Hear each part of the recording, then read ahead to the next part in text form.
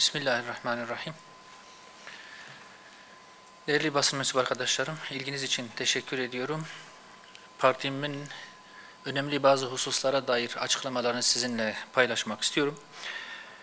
Malum birkaç aydan beri Türkiye'de bir süreç yürütülüyor. PKK'nın tasfiyesi ya da silahsız Türkiye süreci olarak adlandırılan bu süreci hep beraber biz takip ediyoruz, ancak toplumun hissiyatına dokunan bazı gelişmeler de olmuyor değil. Silahın bırakılması konusunda muhatap alınan kişi ya da kişilerin kendileri için oluşturulan alanı istismar ederek Kürt toplumuna, geleneğine, aile yapısına yönelik hakaretleri, müktesebatlarının sığlığı ile kirli ve sorumlu zihin yapısını ortaya koyan bir hakikattir. Halkın inanç ve kültür değerlerine savaş açan ırkçı ve asimilasyoncu politikalarla yıllarca kardeş gibi yaşayan toplumu kutuplaştıran, bir kısmını ötekileştiren ve aşağılayan baskıcı rejime karşı dönemin argümanlarıyla karşı duran ve Kürt hissiyatında önemli yere sahip olan isimlere yönelik aşağılayıcı ifadelerin kullanılması, sembol şahsiyetleri değil, sadece sözü söyleyeni alçaltır. Bunu net bir şekilde ifade etmek isteriz ve tekrarlamak da istiyorum. Bu sembol şahsiyetleri değil, sadece sözü söyleyeni alçaltır. Bu durum geçmişteki hürmet sahibi kişilerin şahsiyetlerine herhangi bir halel getirmeyecek. Sadece sözü söyleyeni alçaltacaktır. Yıllarca bedel ödemiş aileleri batıdan devşirilmiş sözcükler kullanarak ihanetle beraber zikretmek, kendi yüzüne ayna tutmamayı, çeyrek asırdır yaşananlar karşısında kamuoyunu kör ve sağır olarak görmeyi ifade eder sadece. Silahlı vesayetin sona ermesi toplumun her kesiminin beklentisidir ve bu durum heyecanla karşılanmaktadır. Ancak açılan alan ile silah sonrası dönemde özellikle Kürt toplumunu kültürel yozlaşmaya tabi tutma, inanç ve tarih değerlerinden uzaklaştırma amaçlı projelerin devreye sokulmak istendiği de gözden kaçmıyor. Aile yapısının tahrip edilmesi, sembol tarihi şahsiyetlerin yerine güç odaklarına hizmet etmeyi önceleyen kişilerin öne çıkarılması, yeniden tesis edilmeye çalışılan kardeşlik ikliminin faal ve görünür olmasını engelleyecektir. Sorunun çözümü yeni lider kültlerinin oluşturulmasından değil, Kemalizmin Türkçesinden sonra Kürtçesinin alana sürülmesi, 90 yıllık huzursuzluğun şekil değiştirerek devam etmesine neden olacaktır. Değerli arkadaşlar, Kürt meselesi terörsüz Türkiye sürecinden ayrı tutularak herhangi bir ön şarta bağlanmadan adalet temelinde çözülmelidir. Bunu ilk günden beri hep söylemeye devam ettik. Bugün de bunu bu vesileyle bir kez daha ifade etmek istiyoruz. Sorunun bir daha nüksetmemesi için başta anayasal düzenlemeler olmak üzere atılacak adımlar belirlenmeli ve harekete geçilmelidir. Bu daha fazla geciktirilmemelidir. Bu konuyla birlikte faize dair, Türkiye'nin faiz karnesine dair de bir hususa değinmek istiyorum. İç borçta çok ciddi bir faiz yükü oluşuyor, herkesçe de malum. Bunu hep beraber takip ediyoruz. 2024'te İç borç ödemeleri içinde faizin payı %57,3 iken 2025'in ilk çeyreğinde bu oran rekor seviye olan %74,7'ye kadar yükselmiştir. Devlet bu dönemde 117 milyar TL ana para öderken 346,4 milyar TL de faiz ödemiştir maalesef. Bu durum faizin ana paraya oranla neredeyse 3 katına çıktığını ve her 4 liralık borç ödemesinin 3'ünün faizcilere gittiğini net bir şekilde ortaya koymuştur.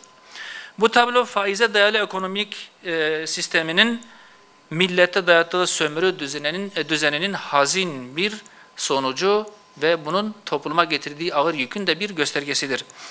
Hüdapar olarak üretime, adil paylaşıma ve kamunun kaynaklarını faize değil, toplumsal refaha ayıran faizsiz bir finans sistemini savunuyoruz.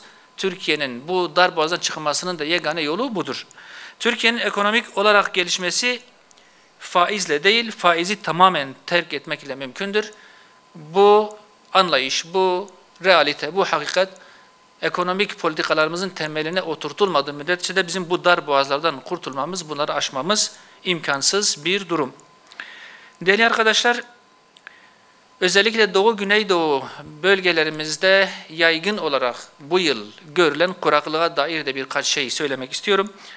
2025 yılı itibariyle Güneydoğu Anadolu bölgesi başta olmak üzere çok ciddi bir kuraklıkla karşı karşıya kalmıştır. Bununla birlikte İç Anadolu ve Marmara bölgelerinde de yer yer bazı yerlerde kuraklık yaşandı.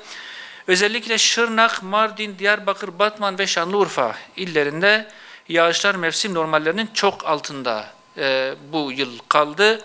Bu durum bölgedeki tarımı ve hayvancılığı derinden etkilemiş ve çiftçi ile üreticileri ağır bir mağduriyete maruz bırakmıştır. Bu illerde buğday, arpa ve mercimek gibi temel tarım ürünlerinin gelişimi neredeyse durmuş. Birçok köyde tarlalardaki ekinler başak bile vermemiş, hatta birçok yerde hiç yetişmemiştir. Zaten yüksek olan tarımsal üretim maliyetleri nedeniyle çiftçiler mazot, gübre ve tohum gibi girdileri borçla temin etmişti. Ancak ürün alamadıkları için borçlarını da ödeyemez duruma gelmişlerdir bugün itibarıyla. Birçok aile geçimini sürdüremez hale gelmiş ve çok ağır bir ekonomik darboğaz ortaya çıkmıştır.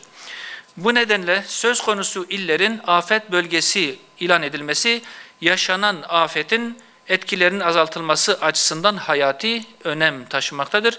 Böyle bir ilanla birlikte çiftçilere borç ötelemesi ya da ertelenmesi sağlanabilecek, hibe destekleri verilebilecek, yem yardımı yapılabilecek ve sulama yatırımları hızlandırılabilecektir.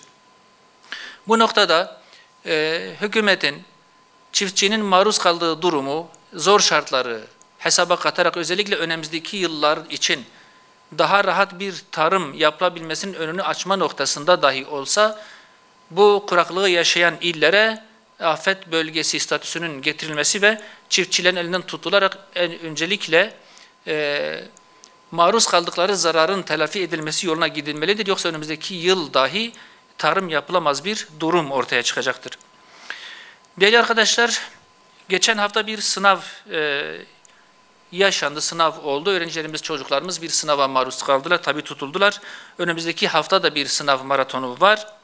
15 Haziran Pazar günü söz konusu sınav gerçekleşti. Liselere geçiş sınavı olarak yapıldı. Bu sınava toplamda 1 milyonu aşkın öğrenci katıldı. 21-22 Haziran'da da yapılacak olan YKS oturumlarına da 2 milyon 560 bin civarında öğrencimizin katılması bekleniyor. Yoğun bir tempoda geçen sınav hazırlıklarında özellikle ebeveynlerin destek ve fedakarlıkları göz ardı edilemez. Değerli arkadaşlar, sınava katılacak çocukların her şeyden daha kıymetli olduğunu hepimizin bilmesi lazım. Olumsuz sonuçlarda dahi bunun problem edilmemesi, çocuğa yansıtılmaması çok önemli bir husus. Bunun çok önemli bir nokta olduğunun altını bir kez daha vurgulamak istiyoruz.